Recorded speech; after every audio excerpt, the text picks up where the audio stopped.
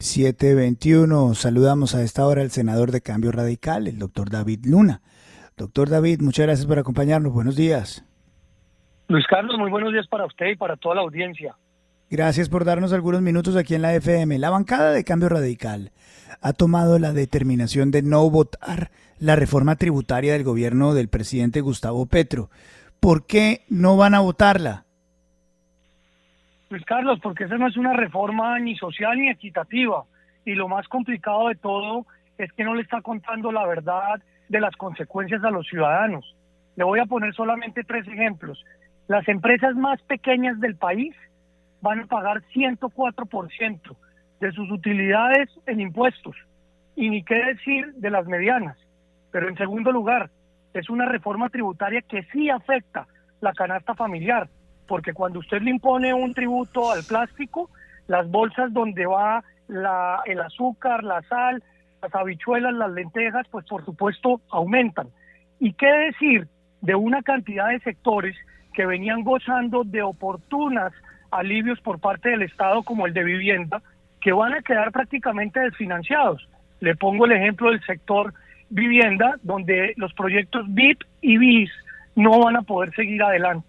Entonces, hemos planteado 18 puntos, que por tiempo pues no se los puedo explicar todos, pero todos ellos fueron oportunamente señalados ante el ministro de Hacienda, contándole que esto iba a frenar la economía y la generación de empleo, y pues lamentablemente ninguno de nuestros comentarios, de nuestras sugerencias, de nuestras oportunas y constructivas críticas fueron tenidas en cuenta, motivo por el cual la bancada se reunió hace unos días con expertos tributarios y tomamos esta determinación que llevaremos a las comisiones económicas con el ánimo de hacerle entender al gobierno que esta reforma evidentemente puede frenar la economía llevando al país a un crecimiento del 0%. Senador David Luna, usted me va a perdonar, pero esto es un poco basado en la experiencia. Pues normalmente esas posiciones a veces de los partidos tan radicales como la que usted está poniendo ahorita en este momento, de que están en contra de la reforma tributaria, a veces se cambian dentro del proceso en el Congreso.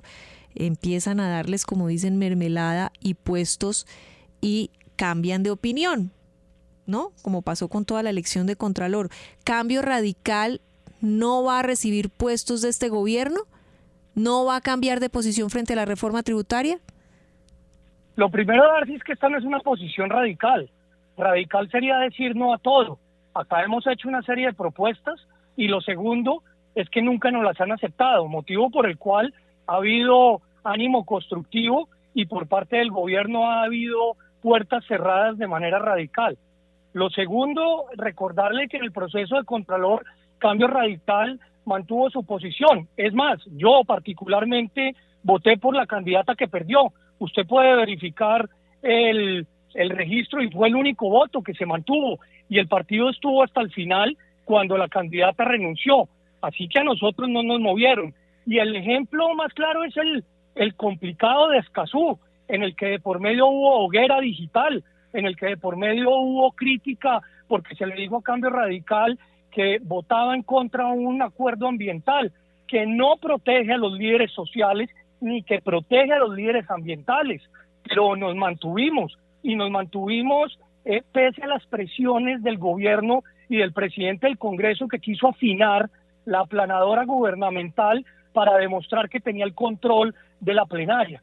Cambio Radical ha dicho no va a ser parte del gobierno. Cambio Radical ha dicho antes del 7 de septiembre tomaremos una determinación, pero yo le quiero dejar claro una cosa. Cambio Radical no es la oposición uribista.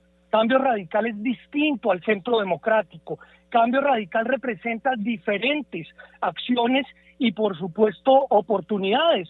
Y nosotros estamos diciendo con contundencia que en la reforma tributaria no vamos a estar con el gobierno porque no aceptaron ninguno de nuestros puntos.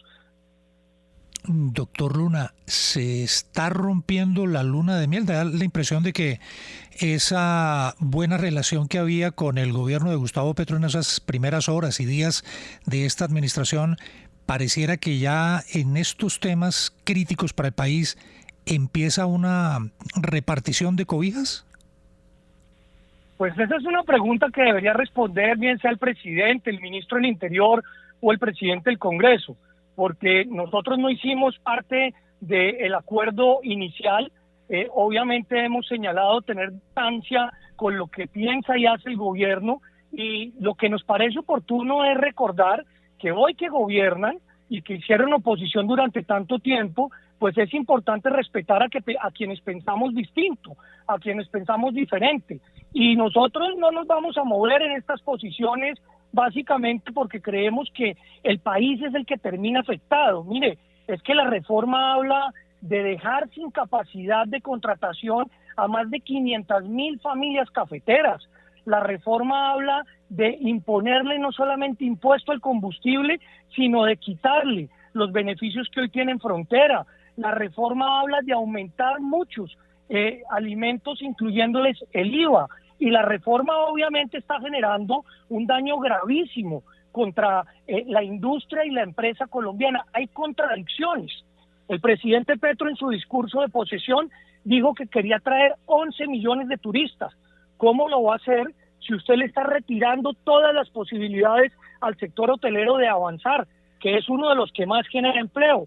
Pero más aún, está diciendo que quiere que sea un país que atraiga inversión en materia de tecnología y golpea fuertemente a los emprendimientos. Entonces, acá de por medio, creo yo que hay una posición de país, por lo menos que nosotros defendemos y que esperamos, pues muchos otros entren en razón.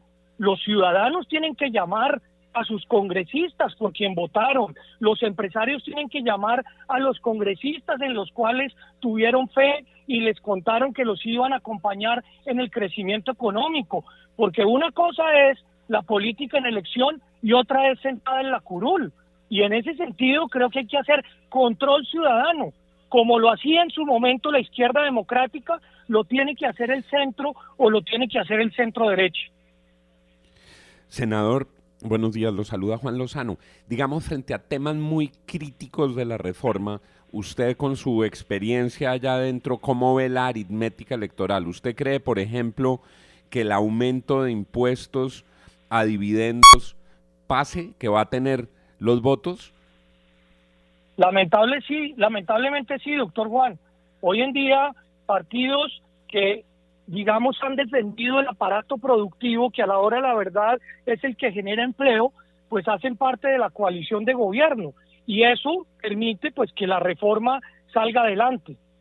Cosa distinta es que yo aspire a que los argumentos planteados en el Congreso, por ustedes los medios de comunicación, pero también por quien genera empleo, pues de alguna otra manera puedan hacer entrar en razón que no solamente el tributo a los dividendos, al patrimonio y por supuesto al de la renta, los tres al tiempo, pues convierten a Colombia en un país imposible de ser competitivo, porque le insisto, una gran empresa, grande, termina pagando entre el 60 y el 70% de impuestos, pero la empresa más pequeña, la que es formal, la que está en su barrio o en el mío generando 2 o 3 empleos, pues termina pagando el 104%. ¿Qué termina haciendo esa persona? Pues cerrándola y despidiendo a 2 o 3 personas que dependen de esa producción. Entonces, es ahí donde está el punto clave para entender que esta no es una reforma ni social ni equitativa, porque el presidente Petro dijo, vamos a cobrarle más a quienes tienen más. Eso suena bien, pero es que le están cobrando más a quienes tienen menos, y de alguna manera generando una distorsión muy grande en el proceso que se va a presentar competitivamente. Sumándole una cosa, y con esto termino, doctor Juan, las proyecciones señalan que el próximo año el país puede estar creciendo al 1, al 0%, y esto sin reforma tributaria. ¿Cómo será con reforma tributaria? Y 2, pues no se ha aprobado el presupuesto del próximo año, no se ha aprobado el plan de desarrollo. La pregunta es, estos 25 billones de pesos que quieren conseguir en el Congreso, ¿en qué los van a usar? Porque lo lógico es saberlo con anterioridad a la aprobación de la misma. Senador,